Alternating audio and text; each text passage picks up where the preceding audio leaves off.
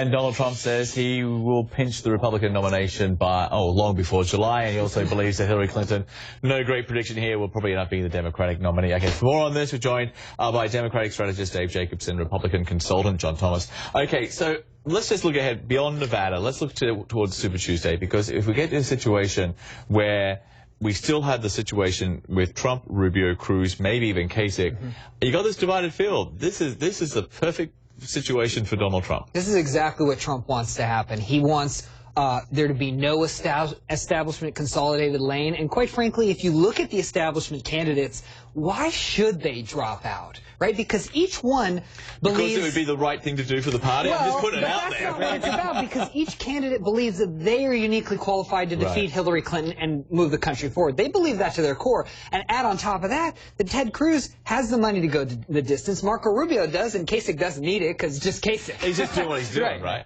So for Donald Trump, this is kind of the best result he could have hoped for was this close finish between Cruz and Rubio, right? Because if one of them had sort of been a really strong second and the rest were down in like the low numbers, then it would have been clear that this was really a two-man race, but it's not. Right. This sort of solidified his front-runner status, right? I think the real question is, now that everyone's saying Marco Rubio is the front-runner among the establishment candidates, or at least among that lane, it's really just him and John Kasich at this point.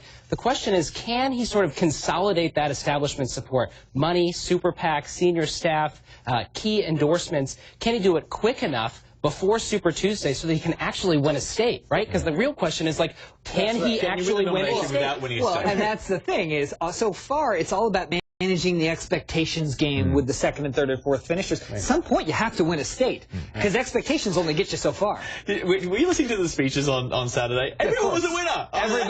Everybody. Trump won, and Rubio won, and Ted Cruz won. Carson won. Everybody won. Every child wins a prize. That's right. But you are going to get to this point now where you get the sort of either somebody stops Donald Trump, or Donald Trump does something so outrageous, so unbelievably scandalous that his campaign blows up. Like get in a fight with the Pope? I mean, I don't know. What else could there be? He kills kittens on stage? I don't think... Look, this guy, as a reality show host, is very seasoned. He's not going to make a mistake of that proportion on the debates coming up. He's a pro, let's be honest. And he knows how to work the media and say things to get coverage and then walk them back. I don't think anything like that's going to happen. Right now, Donald Trump's loving it, and if things keep up, he'll be the nominee. Right. I think there's got to be some sort of game-changing political earthquake that sends shockwaves across the Republican Party to really change the dynamic here. You know, this is a guy... Like what? Like, it's what? To get somebody to fall out? Right. I guess, I mean, the conventional wisdom doesn't apply to this guy. There is no political gravity. Attacking the Pope, attacking President Bush in a state like South Carolina, which propelled him to victory,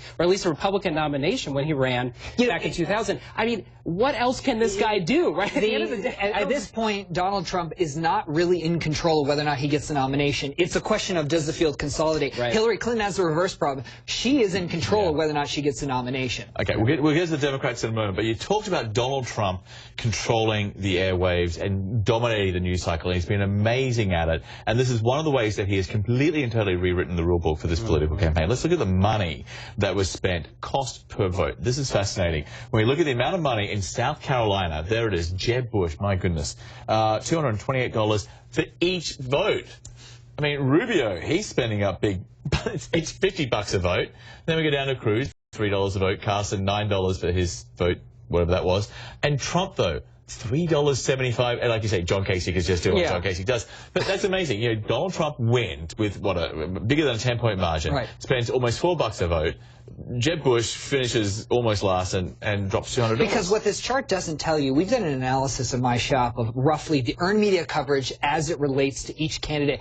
So far to date, on the Republican side, Donald Trump has earned 78% of earned media coverage, and the rest of the other 22% has been split amongst all the other candidates. Remember when there were, what, like 15 others? Is it possible to put a money value on that 78%? There absolutely is. What is it? We haven't put it on yet, but easily. Yeah. So the fact, and it comes with more credibility than purchased ads. I think the problem Jeb Bush has is we can make great ads for a candidate, but if it's not true and authentic to who the candidate is, and quite frankly, if the electorate's not buying what we're selling, It doesn't matter. We can advertise all day long. Right, and I think, moreover, it actually translates, in my opinion, to more money than the $150 million that was spent on Jeb Bush's behalf, whether it was a super PAC or his actual campaign, because those are on TV commercials that a lot of folks just TiVo through and sort of fast forward through.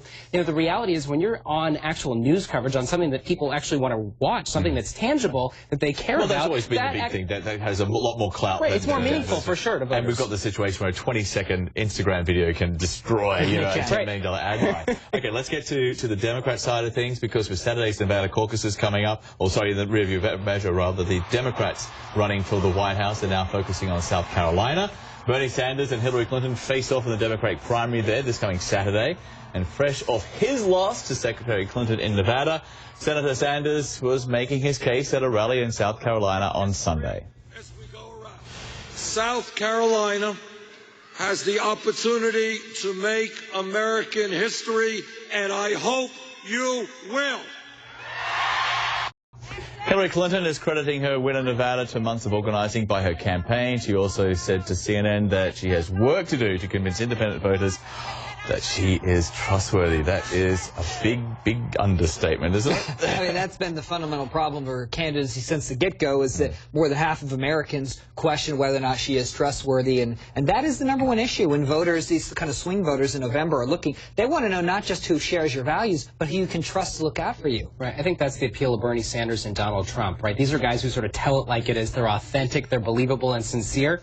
And I think, you know, she's lacking in that sort of description at this point. I think she's got to figure out a way to sort of flip that narrative and break through it and come up with a way to sort of be more genuine, or at least believable to the American people. She addressed it today on CNN. At least appear to be that way. Well, she needs to do that. Look, she did that in 2008. That's how she won New Hampshire. Didn't she shed a tear? And that was her moment of authenticity. And we had that the ad with the young Latino girl in Nevada was a great ad. It really connected with a lot of voters. And you know, some have said that could have been one of the turning points in the Nevada caucuses. Right. But one thing, let's look at this video. We have Bernie Sanders, who actually did a surprise visit to a church in South Carolina.